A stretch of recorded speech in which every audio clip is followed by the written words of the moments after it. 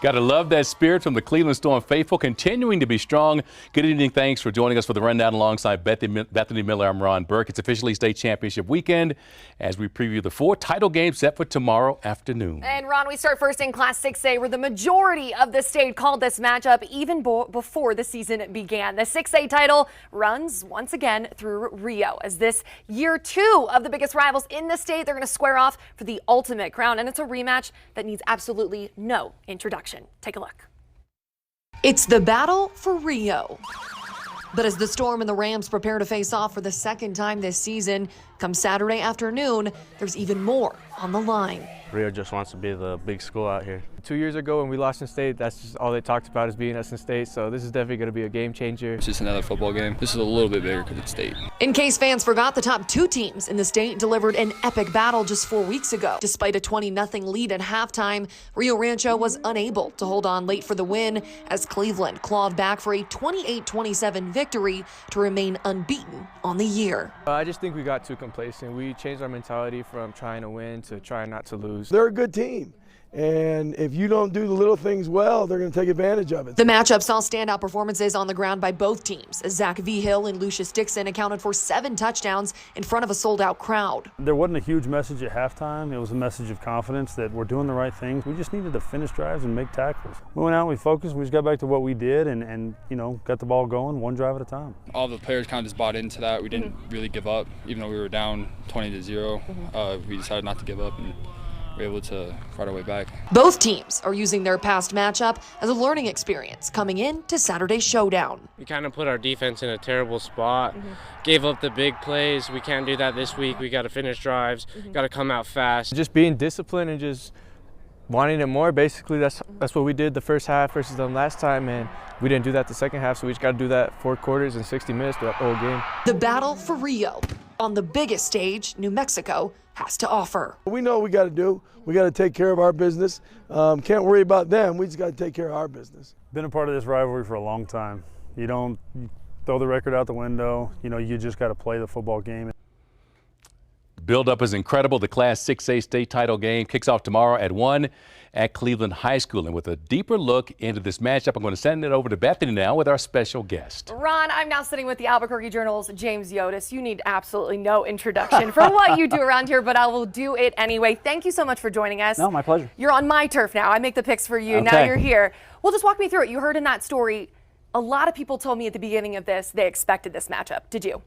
Yes, I think it was pretty clear once Rio Rancho beat La Cueva as they did in week 2, and given the way Cleveland played against a really strong early schedule, I think it was pretty clear these were the 2 best teams all along. We had several other pretty good groups out there, La Cueva, Centennial, Las Cruces, but it was clear these 2 had separated themselves early and by quite a bit over the rest. So I think this is the championship game I think we were all expecting. Of course, and I talked to you before about this. Cleveland has been on the upper hand the last 8 out of 10 matchups. What does Rio Rancho need to do to get a victory tomorrow afternoon? Well, Rio Rancho, first of all, they've got to hope that their star running back, Zach Vigil, their senior running back, who rushed for 323 yards in the first game, is healthy. He had apparently a rib injury last week that took him out of the La Cueva game. They still came back and won. They need Zach Vigil healthy. If he's not healthy, they'll have to turn to Devin Rice, who's a very good back. His numbers are not great, but that's primarily because of the backfield he's in. So I think Rio Rancho must establish the run game, and they've got to get their mojo back on defense. Cleveland sort of dictated things in the second half in that first game, outscored them 28-7. So I think that Rio Rancho defense, which was so fantastic all year, has got to get a little bit of its pride back. I think they were stung quite a bit by what happened on October 29th. So I think that Rio Rancho defense feels like this is a real source of pride for them tomorrow. Of course, and real quick, we both picked Rio Rancho last time. We both picked Cleveland this time. How close are you expecting this game to be tomorrow? I've got Cleveland by a touchdown. I was hesitant to pick Rio Rancho only because of Zach Vigil. It's just hard to know if he's going to play. Coach Pannoni told me the other day, we'll see. When I asked him if Zach would play, he said, we'll find out. You know, he was very coy, and I would expect him to be coy. You don't want to give away the store. You'd want to keep Cleveland guessing and keep them preparing. Heath Ridenauer told me they absolutely 100% expect to to see Zach Behill tomorrow. So will Zach play, and if he plays, how healthy will he be? That to me is really the thing to watch, especially in the early going tomorrow. Of course, and we will both be there and we'll both have the coverage tomorrow, but first we'll send it back to Ron. Awesome. Thank you, Bethany and James. Turning now to the 4A championship, district rivals meeting again with Lovington hosting Ruidoso. And these teams met a little over a month ago, also at Lovington. The Wildcats dominated the Warriors at home in a 46-14 final. Now, the Wildcats are 9-3 and seeking what would be their first state title since 2011. Despite the lopsided earlier result in October, Lovington head coach Anthony Gonzalez is not resting on that recent success. He tells us the Wildcats played their best game of the season in last week's 56-12 win over Moriarty, and he sees Ruidoso as an improved team since that first meeting. They're playing their very best football right now, and so we talked to our team about this yesterday. Specifically, it doesn't matter what's happened in district play. That doesn't matter. That's out the window. What we need to be concerned about is what type of football team they are right now, and they're a really good football team playing well in all three phases of the game. And so we're going to have to play our very best football to have the opportunity to beat those guys here at home. So short-term memory for those Wildcats as they will look to win a 19th overall state championship. As for the Warriors, they're 4-0 since that October loss to Lovington. Head coach Keith Johnson looking to win his third state championship with Ruidoso. The 6th-seeded Warriors have playoff wins over the 2nd and 3rd-seeded teams, and now they're shooting for number 1. Coach Johnson tells us his team will have to stick together as one tomorrow. Biggest thing is I think we got to play together, and if we play together as a team, which we didn't that first game with them, and it showed. We fell apart. Okay, the wheels fell off the bus, as we say. So if we can stick together like we have learned, and these guys have just come that much closer as a team, that's going to help us tremendously. The Warriors looking to follow in the footsteps of past 6Cs like Estancia in 2014 and Mayfield in 2010 that went on to win it all. Well, Ron, during the state playoffs, once again, a hot topic was reignited about playing state championships at a neutral site. Now, earlier this week, Albuquerque native and UNM head coach Danny Gonzalez weighed in. Well, I tried to get the Cleveland Rio Rancho game here in our stadium. They've got two really good football teams, and it's going to be a great championship game. Well, Gonzalez compared a neutral football site to that of the Pit during the state basketball tournament. He is in favor of it. We have 2 more championship games to cover. We're talking 3A and 5A state titles on the line. What you need to know about those matchups when we return here on The Rundown.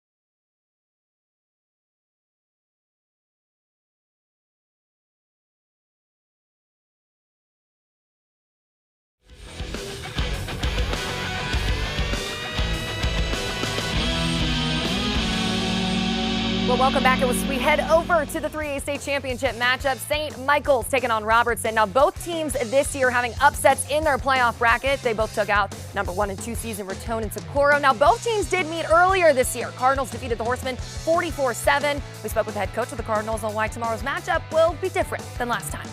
They had some key players out. They had their quarterback, a couple linemen. So we know that that's not the team we're going to play on Saturday.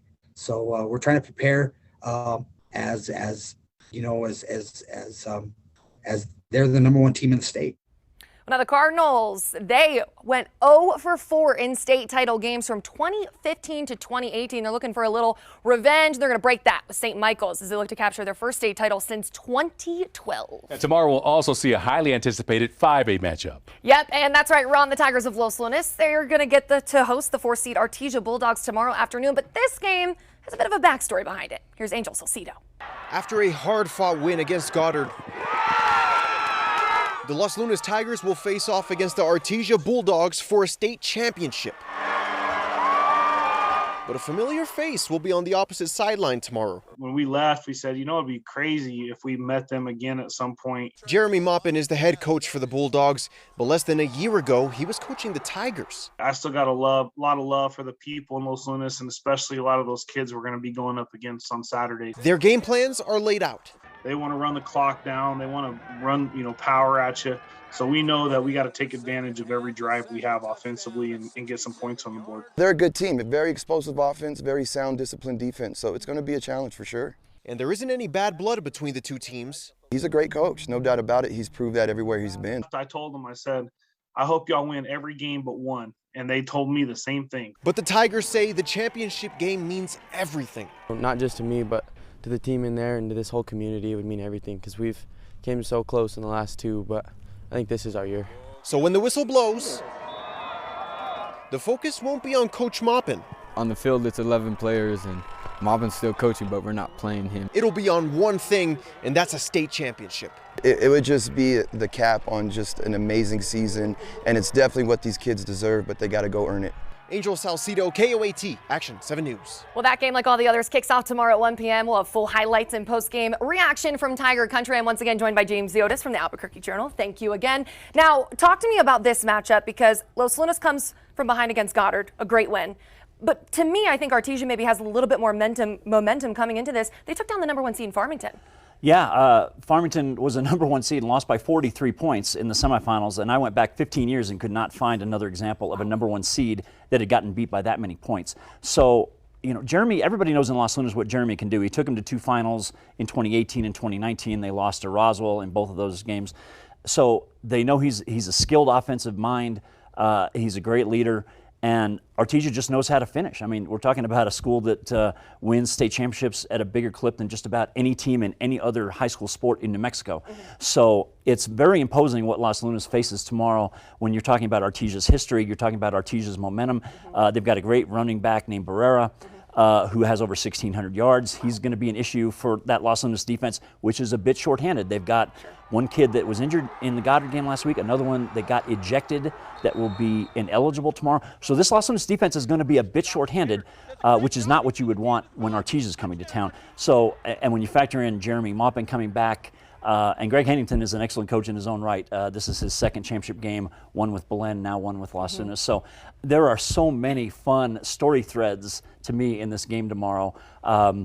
But I do like Los Lunas. I feel like it's their time. If they're going to win state, this should be the year. They're probably going to be moving up to 6A next year. I think if they're going to win one, it has to be tomorrow. Sure. I'm so excited to watch that game. Now, real quick, we have those 2 other games we talked about. You picked Ruidoso. You also picked, I believe, Robertson. Why? I picked Robertson. As I wrote today, it was sort of just a statistical thing. I feel like just the law of averages says they're gonna find a way to win one of these things sooner or later. They've got a great quarterback in Matthew Gonzalez. This kid is a dynamic dual threat quarterback with over 30 combined touchdowns passing and running. He's going to be the most electric player on the field. If St. Michael's defense, which was outstanding against Raton last week, and they beat them 7-0, and Raton was an undefeated number 1 seed with a pretty good offense, they shut down that team. If they find a way to keep Matthew Gonzalez in tight quarters, it's going to be tough for Robertson to win this game, I think. But I think Robertson will find a way. Special athletes tend to find a way to shine on these stages. Paul Searmans, the Los Lunas quarterback, is another example of that, a great dual threat guy. You know, when you have a quarterback that can do it both, boy, that just puts so much pressure on a defense. So that's why I like Robertson in a very close game, not a very high-scoring game either. Sure. All right, James Yotis, thank you so much from the Albuquerque Journal. Thank you for being here. We'll be right back.